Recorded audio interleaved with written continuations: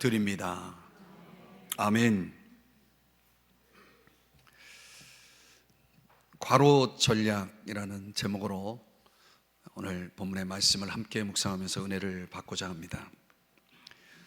고대 그리스 철학에 이 에포케라고 하는 용어가 사용되었는데, 그 의미는 멈춤, 판단, 중지라는 그런 뜻이 있습니다. 설명하자면 사람마다 생각이 다르고 입장이 다르고 조건이 다르기 때문에 어떤 절대적인 진리라는 것을 부정하는 것입니다.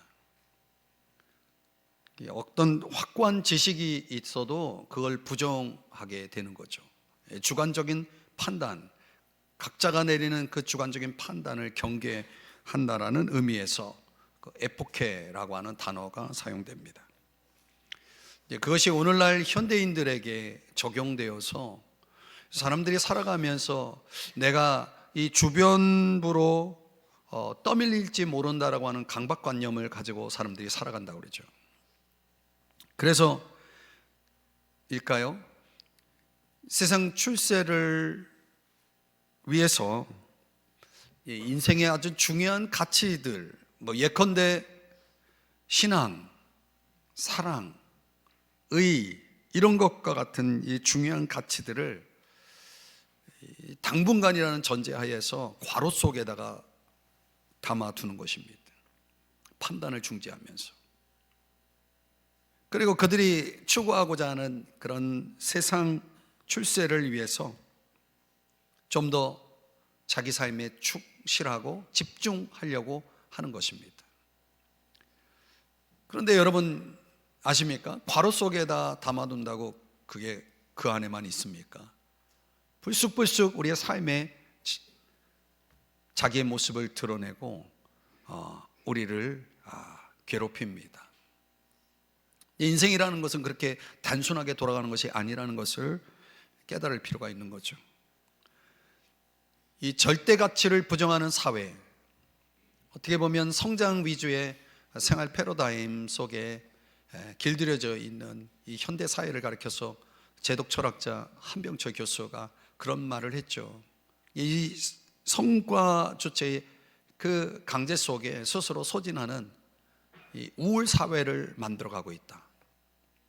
이 사회가 어둡고 우울한 이유가 바로 이런 잘못된 패러다임에 의해서다라고 그는 지적을 하고 있습니다.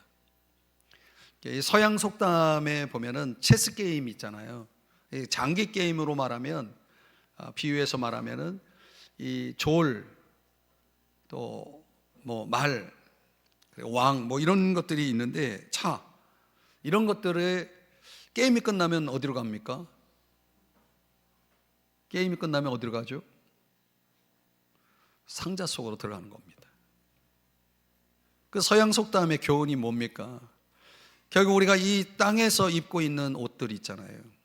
신분이라는 옷, 소유, 인간이 중요하게 여겼던 그런 가치들의 옷들을 다 벗어버리고 하나님 앞에 되돌아간다라고 하는 것이, 되돌아갈 때가 있다는 것을 교훈하기 위해서죠.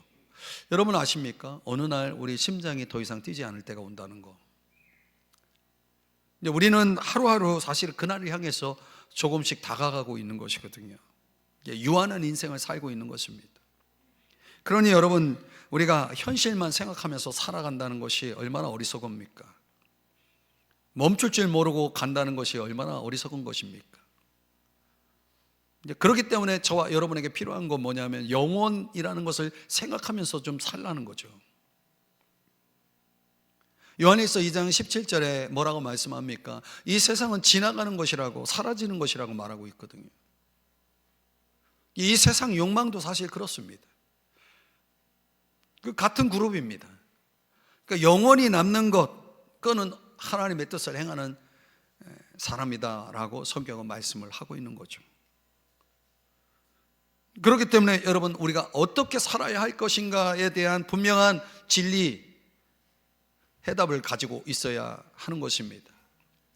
오늘 우리가 지금까지 살펴봤던 이 복에 대한 묵상이 오늘 마지막으로 8번째 복에 와서 오늘 성경은 의를 위하여 박해를 받은 자는 복이 있나니 의와 복을 연결해서 말씀을 하고 있습니다. 이 영혼의 가치, 영혼의 관점을 가지고 살아가야 될 저와 여러분에게 오늘 성경이 말씀해 주는 복이 있는 자의 삶이 무엇인지를 함께 묵상하면서 오늘 저와 여러분의 마음의 눈이 열리기를 주의 이름으로 축복합니다. 첫 번째는 복 있는 자의 삶은 의를 행함에 있다는 것입니다. 10절 말씀에 다시 보면은 의를 위하여 라고 말씀을 하죠. 여기서 말하는 의라는 단어 문자적으로는 관계에 대한 의무를 다하다라는 뜻이 있습니다. 우리가 사실 복잡한 관계 속에서 살아가고 있는데 모든 관계는 의무를 가지고 있습니다. 부모와 자식, 그 관계 속에 의무가 있잖아요. 부모로서, 자식으로서. 부부관계, 서로의 의무가 있지 않습니까? 하나님과의 관계로 놓고 보면 하나님과의 관계 속에서 우리는 어떤 의무가 있습니까? 순종이라는 의무가 있는 거죠.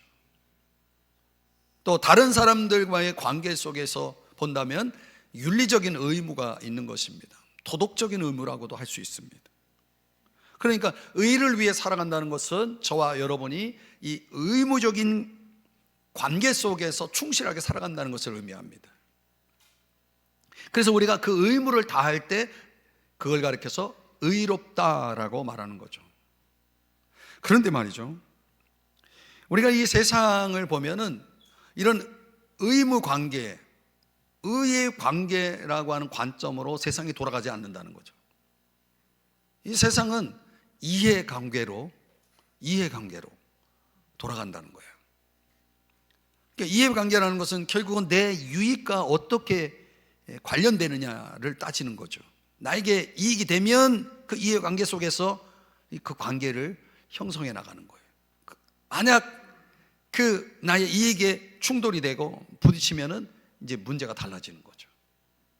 그러다 보니까 의를 위해서 살아가는 사람들은 이 이해관계로 돌아가는 세상 원리와 맞지가 않습니다. 성경적인 원리와 맞지가 않아요.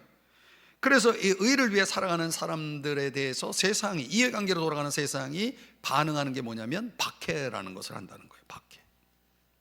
박해. 그래서일까요? 이 세상은 점점 더 의를 위해서 살아가는 사람들이 줄어들고 있다는 거죠. 다 이해관계 속에서 움직여요. 어쩌면 신앙도 그런 관점에서 접근하는 사람들이 있을지 모르겠습니다. 여러분, 우리가 여기서 생각해 봐야 될 것은 의를 위해서 살아간다라고 했을 때 세상이 어떻게 반응하느냐에 대한 올바른 이해가 필요한 것입니다. 여기서 중요한 신앙적인 질문이 나옵니다. 한번 보세요. 5장 10절에 의를 위하여 박해를 받은 자는 의를 위하여 박해를 받는다라고 말하고 있어요. 여러분, 이게 말이 됩니까? 우리가 이런 질문을 던지죠. 왜 의로운 사람이 박해를 받아야 됩니까? 왜 선하게 사는 사람들에게 악한 일들이 일어나는 거죠? 그 이유가 뭘까요? 한마디로 세상이 불의하기 때문에 그렇다는 거죠. 이 세상 현실을 놓고 설명을 해보면 그렇습니다, 여러분. 악인들이 처벌을 받질 않아요. 왜 사람들이 죄를 범할까요? 범죄를 해도 즉각적으로 처벌받지 않기 때문에 범죄하는 거예요. 인류 역사를 보면 가진 자가 없는 자를 박해하고 권세 있는 자가 권세 없는 자를 박해하는 역사였다는 거죠. 여러분, 현실 세계를 볼까요? 여러분, 직장에 가도 박해가 있지 않습니까? 학교에 가도 박해가 있습니다. 제가 새벽마다 기도하는 제목 가운데 하나가 뭐냐면 학교 문화가 바뀌어지기를 위해 기도하고 있습니다. 학교에서는 일어날 수 없는, 학생들이 건강하게 학업에 집중하고 정말 그들의 인격이 잘 개발되어지는 그런 좋은 교육의 현장이 여러분 있어서는 안 될 일들로 인해서 많은 상처들이 그 안에서 벌어지고 있어요. 우리가 소위 말하는 그런 따돌림 같은 거 말이죠. 저는 그런 교실 윤리가 다시 회복되기를 위해서 새벽마다 기도합니다. 직장에는 없나요? 직장도 이런 문화가 아주 잘못된 악한 문화들이 있어서 서로 괴롭히고 상처를 주는 일들을 벌입니다. 정치가들은 얼마나 비윤리적입니까? 모두가 다 그런 건 아니지만 공정하지 못한 모습들이 너무나 보입니다. 선한 사람들이 상을 받지 못합니다. 잘못한 사람들이 형통합니다. 도대체 세상은 왜 이러는 걸까요? 의로운 사람들이 악한 자들이 받아야 할 것을 받고, 악한 자들이 의로운 사람들이 받아야 될 것을 받는 그런 세상으로 지금 엉망진창으로 돌아가고 있습니다. 왜 그럴까요? 오늘 그런 차원에서 우리가 질문을 던지면 도대체 하나님은 어디 계시는가? 왜 이런 세상 하나님은 악한 일들이 일어나는 것을 그냥 내버려 두시는가라고 하는 그런 물음을 가지고 있는 신앙인들이 수두룩하죠. 오늘 그 물음에 대한 답을 성경이 갖고 있습니다. 몇 가지 이유를 성경적으로 설명하면, 이 세상에 악한 일들이 일어나는 이유는 하나님이 인간들에게 선한 의지를 주셨기 때문이라는 거예요. 신명기 11장에 보면은 내가 오늘 복과 저주를 너희 앞에 두나니 그랬어요.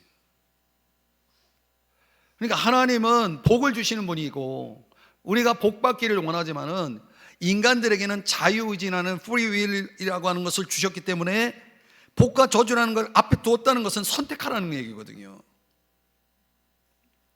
그러니까 왜 이런 선택의 자유를 인간들에게 하나님이 주셨는가? 그 이유는 이런 거예요.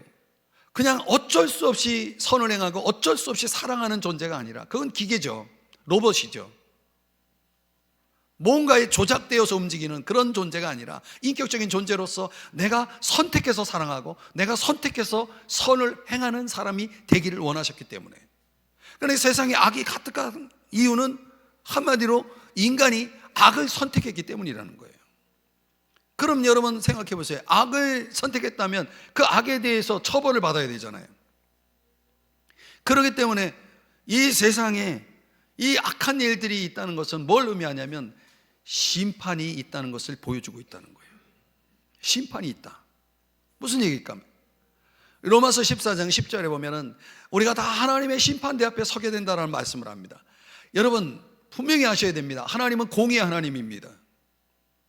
이 말은 무슨 얘기냐면 모든 사람이 다 하나님 앞에 심판을 받게 된다는 의미를 갖습니다. 예를 들어서 히틀러가 수백만 명을 죽였죠. 그런데 처벌을 받았습니까? 아니에요. 스스로 목숨을 끊었기 때문에 세상 처벌을 받지 못했어요. 이 얼마나 공정하지 않습니까? 이 공정하지 못한 일들이, 이런 일들이 지금도 많이 벌어지잖아요.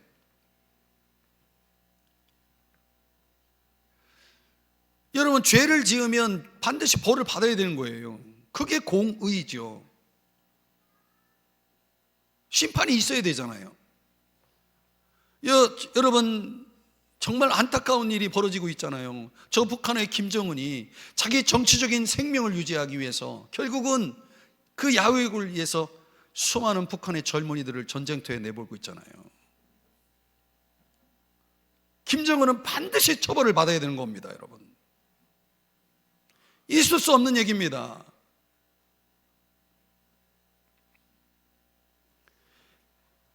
여러분, 그러나 우리가 이 땅에서의 처벌이 전부가 아니라는 것을 아셔야 돼요. 끝이 아니라는 걸 아셔야 됩니다.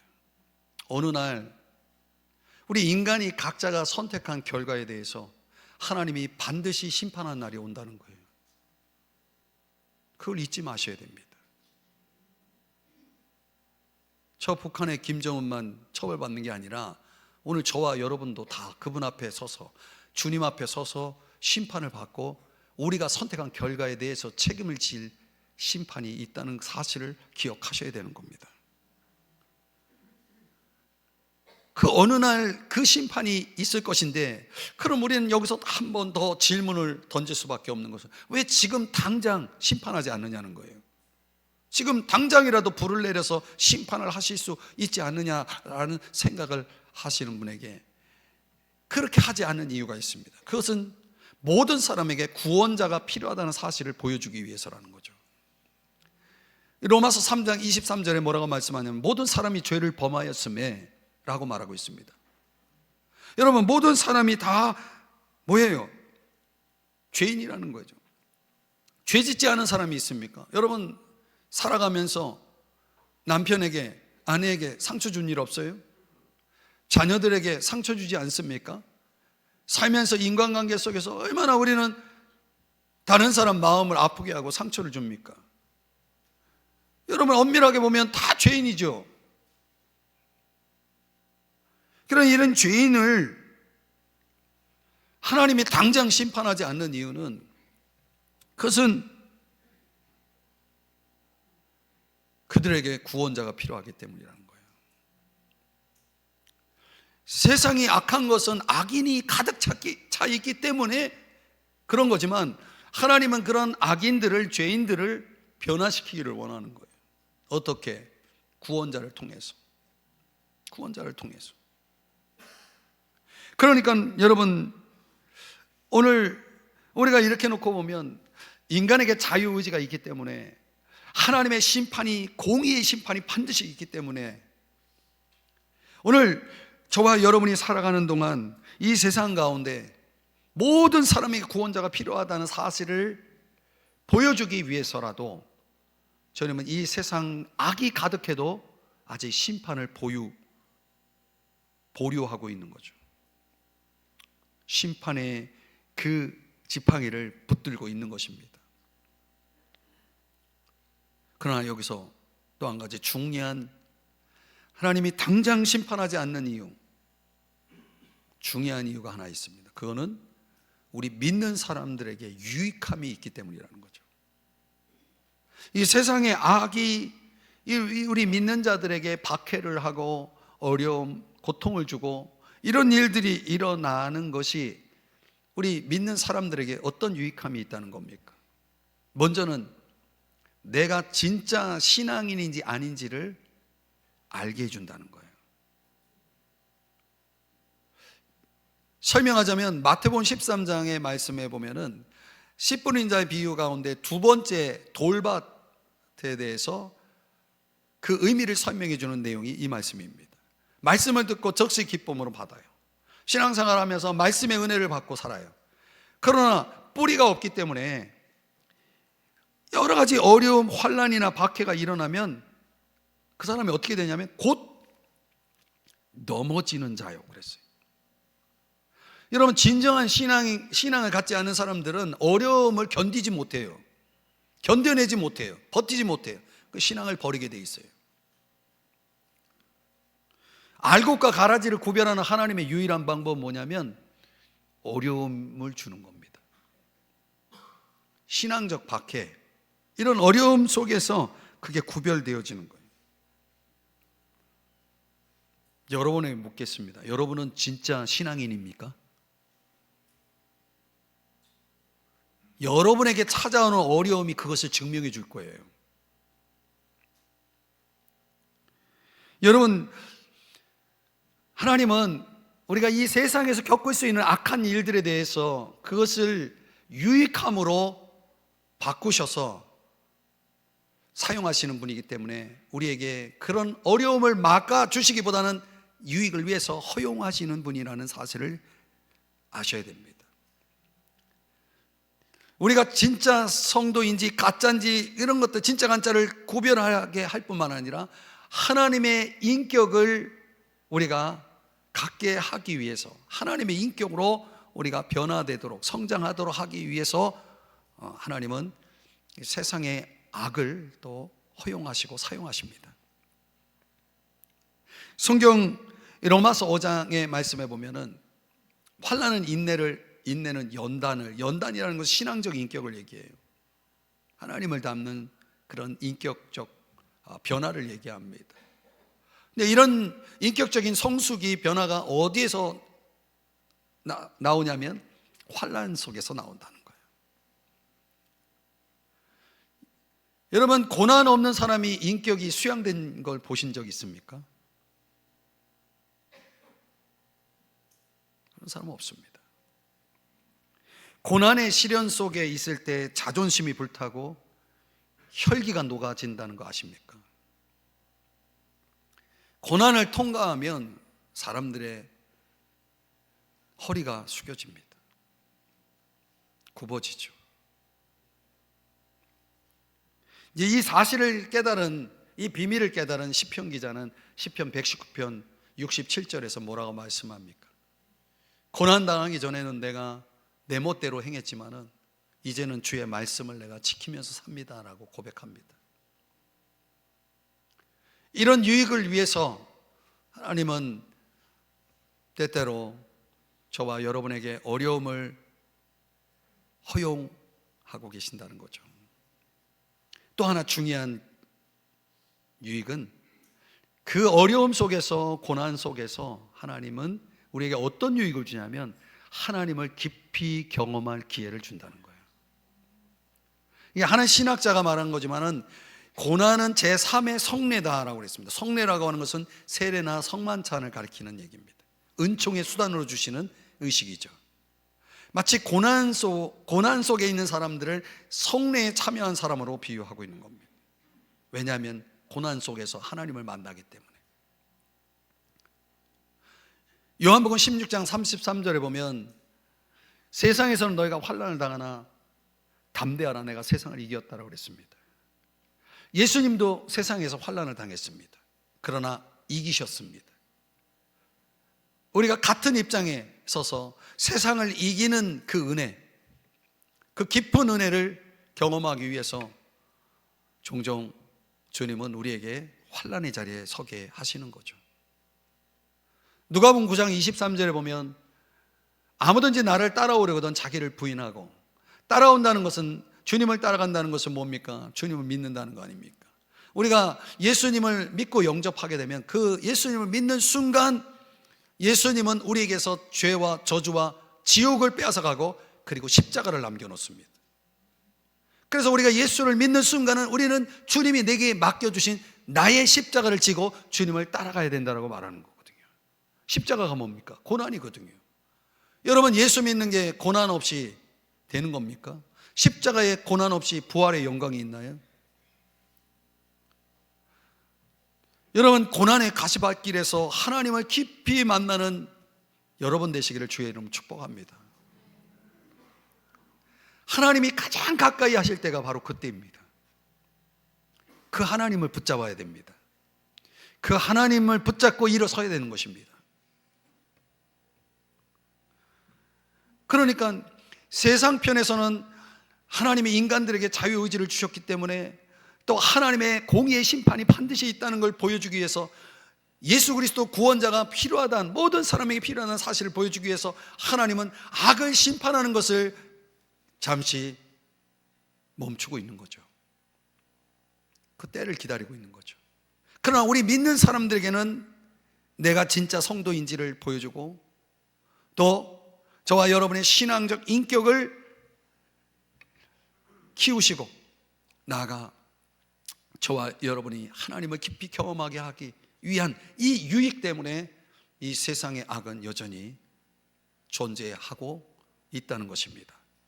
그러나 여기서 우리가 한 번 더 성경으로 돌아와 보면, 집중해 보면, 의를 위하여 박해를 받는다라고 하는 것이 이런 여러 가지 유익, 또 하나님이 보여주시기를 원하는 것들이라고 오늘 성경이 그런 부분을 강조하기보다는 이걸 강조하고 있습니다. 뭐를 강조합니까? 복이 있나니, 이걸 강조하고 있는 거죠. 복이 있다는 거예요. 왜 이 세상에 박해가 있습니까? 왜 의를 행하는데 나로 말미암아, 즉 예수님을 위해 사는데 왜 나에게 어려움이 있습니까? 라고 말한다면 오늘 성경은 이렇게 답하는 거예요. 복이 있다니, 복이 있나니, 이렇게 답을 하는 거예요. 디모데후서 3장 12절의 말씀에 보면은 그리스도 예수 안에서 경건하게 살고자 하는 자는 박해를 받으리라, 이렇게 말씀합니다. 여러분, 우리가 예수 믿고 예수님을 위해 사는데 축복을 받고 좋은 일이 생기고 막 그러는 게 아니라 박해를 받으리라고 말씀하고 있어요. 왜 그렇습니까? 지금까지 설명한 내용 때문에. 그렇기 때문에 우리는 의를 위해서 어려움을 당한다, 박해를 받는다, 주님을 위해 사는데 나에게 고난이 온다. 그래도 여러분, 우리는 의를 행하는 삶을 멈추지 말아야 되는 거죠. 왜? 이유가 뭘까요? 복이 있나니. 복이 있기 때문인 거죠. 그래서 저와 여러분이 이 복이 있는 길을 걸어가기 위해서는 지혜가 필요한 것입니다. 지혜가 필요하다. 그럼 우리 믿는 사람들이 의를 위해서 살아갈 때에 주어지는 박해의 형태가 오늘 성경 11절의 말씀에 보면은 어떤 형태로 나타나냐면, 모든 악한 말을 할 때에는. 그러니까 우리 믿는 사람들을 괴롭히는 가장 큰 박해가 뭐냐면 말입니다. 말. 이 말의 파괴력이라고 하는 것은 엄청나죠. 그러니까 우리는 살아가면서 좋은 말을 사람들에게, 내 주변 사람들에게 좋은 말을 듣기를 원하잖아요. 뭔가 누군가 나에 대해서 이렇게 저렇게 말하면은 그걸 절대 진리로 받아들이는 사람들이 많습니다. 한번 생각해 보세요. 여러분 주변 사람이 여러분을 악하다라고 말하면 여러분은 악한 사람이 되는 겁니까? 여러분이 악한 사람인 것입니까? 그들의 말이 진리입니까? 가만히 생각해 보세요.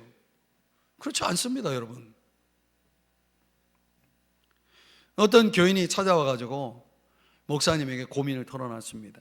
목사님, 저는 딱 한 가지 은사밖에 없어서 하나님께 쓰임을 받을 수가 없습니다. 이런 고민을 털어놔요. 그 목사님이 그 성도를 위로하기 위해서, 격려하기 위해서, 무슨 소리입니까? 하나님은 딱 한 가지 은사만으로도 하나님 영광을 위해서 놀랍게 쓰실 수 있습니다. 힘내세요. 그런데 성도님이 가지고 있는 단 한 가지 은사는 뭔가요? 이렇게 물었어요. 그랬더니 그 성도가 주저주저 하면서 입을 열어 말하기를, 비판의 은사요.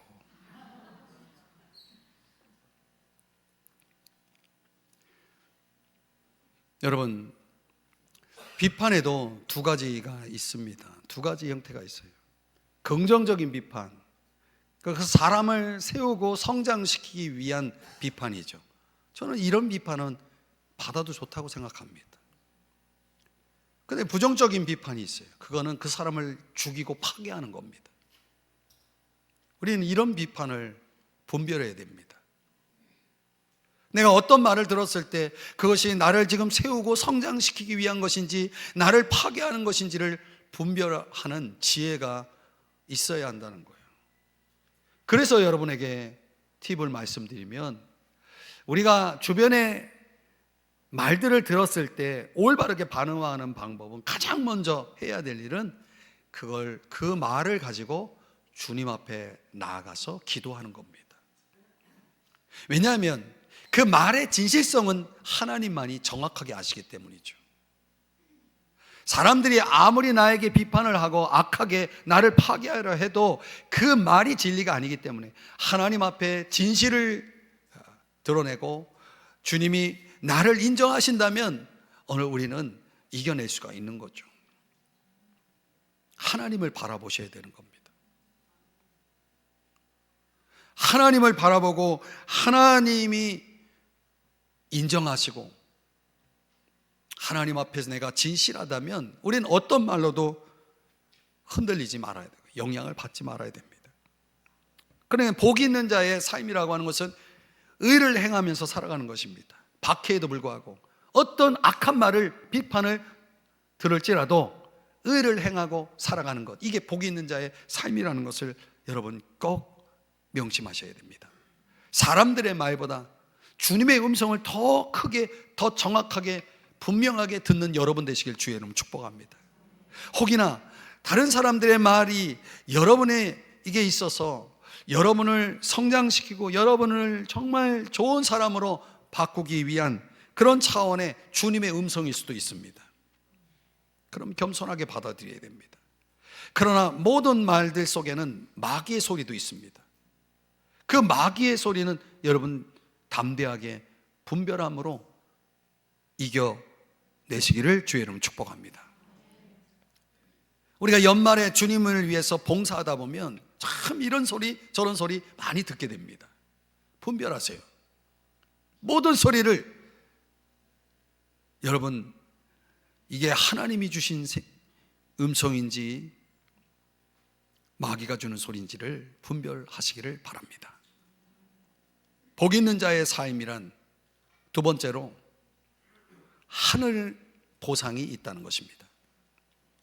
오늘 보면 10절 11절 말씀해 보면 다른 복에 대해서는 단 한 절로 요약을 하는데 이 8번째 복은 3절이나 돼요.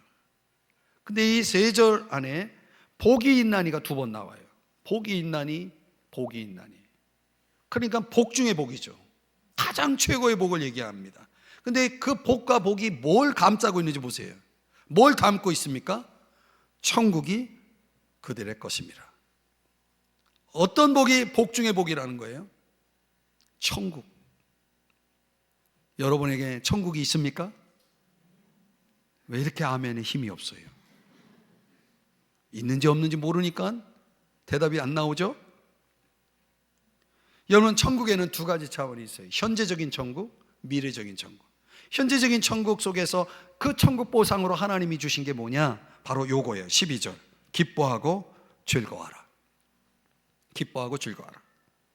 그러니까 우리가 예수님을 따르고 정말 예수님의 마음을 가지고 살아가다 보면 어려움을 당해요. 그럼에도 불구하고 이 기쁨이 계속될 수 있는 이유는 그 어려움 속에서 주님이 함께 하시고 계시고 주님이 통치하고 계시고 주님이 나를 만나주시고 붙들어 주시기 때문에, 그런 경험이 있기 때문에 그 안에서 기쁨이 나오는 거예요. 그래서 이 본문 10절 12절을 더 메시지와 성경 번역으로 보면은 이렇게 번역했어요. 하나님께 헌신했기 때문에 박해를 받는 너희는 복이 있다. 그 박해로 인해 너희는 하나님 나라에 더 깊이 들어가게 된다. 이거 아십니까, 여러분? 하나님 나라에 더 깊이 들어가는 걸 12절에선 이렇게 번역했습니다. 그런 일이 일어날 때 너희는 기뻐해도 좋다. 아예 만세를 불러도 좋다. 세상 그들은 싫어하겠지만 나는 좋아하니 말이다. 그 다음 온 천국이 박수를 보낼 것이다. 보이시나요, 여러분? 여러분, 이 기쁨은 이런 면에서 내세지향적이라고 할 수 있는 거죠. 영혼의 관점을 가지고 살아가는 사람들에게 있어서는 항상 현실보다는 미래에다 더 무게를 두고 초점을 두고 살아가는 사람들이죠. 근데 오늘 우리가 현실 세계에서 종종 우리는 항상 좋은 일만 있기를 기대하잖아요. 근데 생활 자체를 보면은 모든 일이 그렇게 작용하지 않아요. 여러분, 운동선수가 항상 이깁니까? 질 때도 있는 거지. 근데 영어로 말하면 happiness라고 하는 표현인데, 우연히 일어나는, 우리 삶의 주변에서 일어나는 일들로 내가 기쁨을 계속 유지해 나간다는 건 불가능한 거죠. 그래서 우리에게 필요한 게 뭐예요? 영혼의 관점이 필요하다는 거예요. 영혼의 관점이라는 것은 남들이 보지 못하는 것을 보는 것을 얘기해요. 그게 뭐냐? 우리가 의를 위해서 살고 정말 주님을 위해서 살아감에도 불구하고 여전히 어려움 속에 있다면, 그때 우리가 남들이 보지 못하는 이걸 볼 수 있어야 된다는 거예요. 그게 뭐냐? 12절. 하늘에서 너희의 상이 큼이라. 이걸 볼 수 있어야 된다는 거예요. 여러분, 이게 뭡니까? 믿음이죠. 믿음은 보이지 않는 것들의 실존입니다. 히브리서 11장 1절에 뭐라고 말씀합니까? 바라는 것들에 대한 실물이고 보이지 못하는 않는 것들에 대한 증거다라고 말씀을 하고 있는 거죠. 그래, 이 믿음처럼 이 영혼의 관점을 갖는 사람들은 항상 현재 속에 있지만 시선은 어딜 가 있어요? 하늘에 가 있는 거죠. 골로새 3장 1절 2절에서 위의 것을 찾는 것입니다. 2절에서 보니까 하늘에 있는 것을 생각하며 살아가는 거죠. 그 하늘의 사고를 가지고 살아가는 사람들, 마음과 생각이 저 하늘나라에 있을 때에 천국 보상인 기쁨이 현재적으로도 계속 주어지게 되어지는 것입니다. 오늘 우리가 영혼의 삶의 관점으로 살아갈 때에 마음이, 생각이 하늘에 가 있고, 그래서 우리가 이 땅을 살아가게 되면 이 사람들, 나와 더불어 살아가는 사람들을 즐기는 법도 배우게 되어지는 거죠. 그래서 프랑스 신부 피에르라고 하는 사람이 단순한 기쁨이라는 작품에서 이 8번째 복을 이렇게 재해석합니다. 세 사람이 있어요. 3명의 사람이 있는데 그들 중 가장 힘센 자가 가장 힘없는 자를 괴롭혀요. 그때 나머지 한 사람이 그 가장 힘없는 사람을 괴롭히는 가장 힘센 자를 향해서 내가 나를 죽이지 않고서는 이 힘없는 자를 아프게 하지 못할 것이다 라고 말하는 날, 하늘나라는 이미 이 땅에 와 있음을 의미한다. 그러니까 우리가 하늘의 사고 속에서, 생각 속에서 살아갈 때에 우리가 이 땅 가운데서 사람들과 관계 속에서 바로 하늘나라가 이미 이 땅에 와 있음을 증명하는 삶을 살아간다는 거죠. 여러분, 삶의 조율이 필요합니다. 욕망의 지배를 거절해야 됩니다. 오늘 내가 하나님의 뜻이 무엇인지를 명쾌하게 깨닫고 그 뜻을 따라서 살아가는 삶의 조율이 있어야 한다는 말입니다. 그 살아가는 동안 여러분, 냉정하게 여러분의 모습을 들여다보세요. 그 마음 씀씀이가 하늘나라를 가진 사람다운지,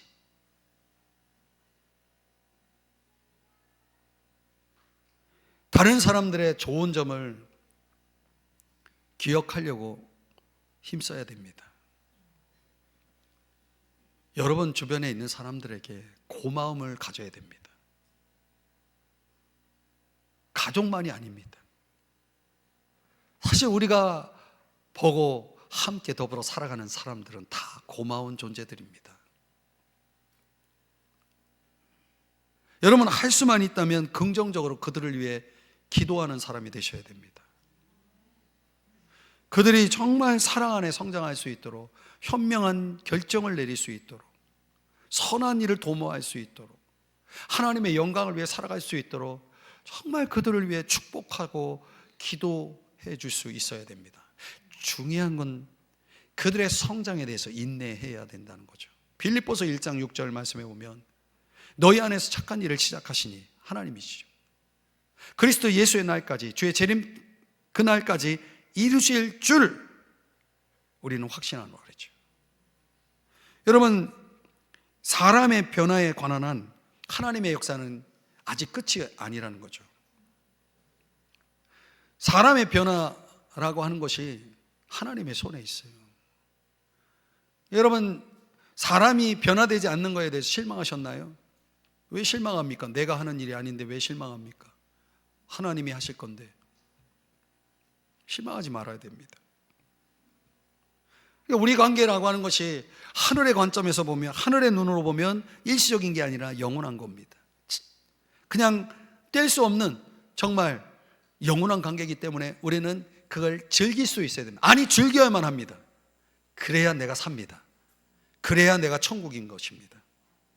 근데 하늘의 생각을 가지고 항상 마음이, 생각이 하늘에 가 있던 바울은 로마서 8장 17절에서 이런 고백을 합니다. 내가 하나님과 예수 그리스도와 함께 상속자인데, 하늘의 기업을 받은 상속자인데, 이 땅에서 내가 고난을 받는 것은 당연히 그날의 영광을 위해서 필요한 과정이야 라고 생각했다는 거예요. 지금의 고난을 하늘의 영광을 위한 코스라고, 필수 코스라고 생각을 했던 거예요. 로마서 8장 18절에서는 현재 내가 당하고 있는 어려움이라는 것은 장차 나에게 나타날 영광하고는 비교가 될 수 없다라고 그는 명쾌하게 답을 가지고 있었다는 거죠. 극심한 박해 고난 속에 있는 서머나 교회를 향해서 성령이 들려주신 말씀이 뭡니까? 죽도록 충성하라. 요한계시록 2장 10절 말씀, 죽도록 충성하라. 생명의 간을 내게 주리라. 이렇게 말씀하잖아요.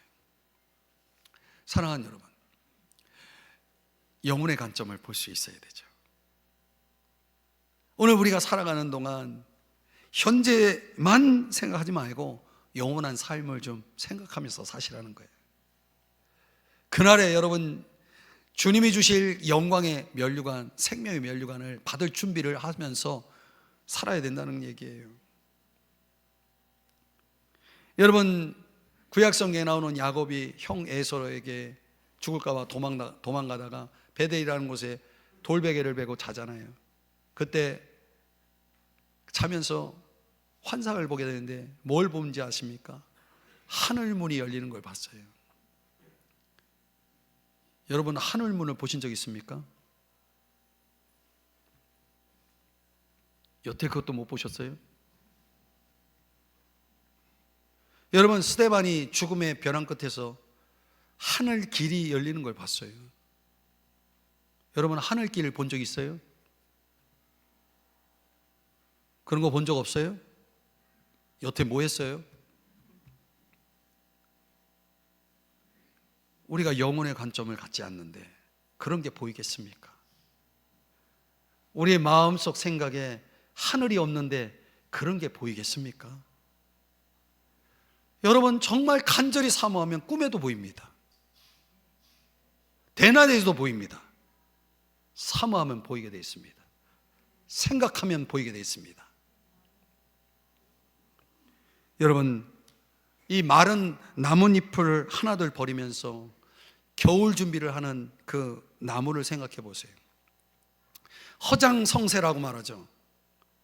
실속은 없으면서 허세를 떠벌리는 그런 모습들, 이 허장성세에 길들여진 우리의 그 부박함, 아주 천박하고 그야말로 경솔한 그런 부박함을 그 겨울 준비에 서 있는 나무가 우리를 향해 꾸짖고 있다라고 생각하지 않습니까? 어김없이 겨울이 왔습니다. 여러분, 우리 인생에 겨울도 옵니다. 역사의 겨울도 오게 되어 있습니다. 그러면 사람은 별 수 없어요. 다 놓고 그분 앞에 서야 됩니다.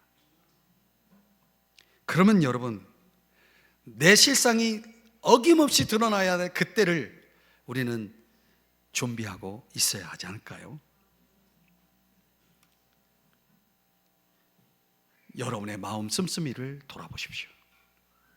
이 세상이 전부가 아님을 아셔야 됩니다. 이 세상만 생각하며 살지 말아야 됩니다. 영원, 현실이 아니라, 현실만 아니라 영원한 삶을 생각하면서 살자는 것입니다. 영혼의 관점을 보면서 말이죠. 이제 말씀을 정리해 봅니다. 사랑하는 여러분, 제가 서론에서도 말씀드렸지만은 여러분, 우리 마음을 불편하게 만드는 말씀이 들려오거든 혹 그래서 여러분 괄호 전략을 사용하지 않습니까? 그 방어 기제로 사용하는 괄호 전략, 그거 아예 쓸 생각도 마십시오.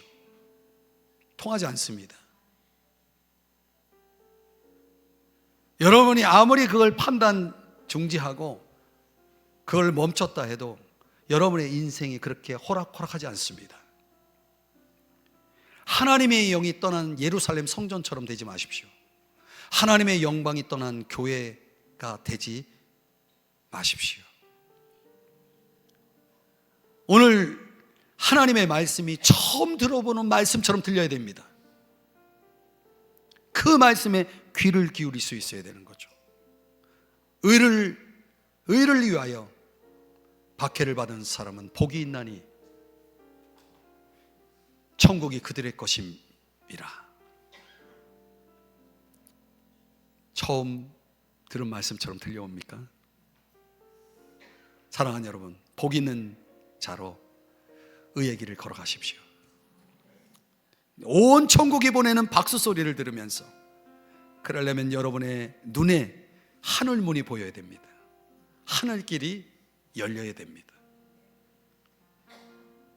지금까지 우리는 이 8번의 복에 대한 이야기를 들어왔습니다. 우리 인생길의 양식으로서 아주 두둑하게 저와 여러분이 이 복주머니를 갖추었습니다. 이제 우리가 이 복 있는 자의 길을 걸어가야 하겠습니다. 조심조심, 헛디디는 일 없이 말이죠. 기도하겠습니다.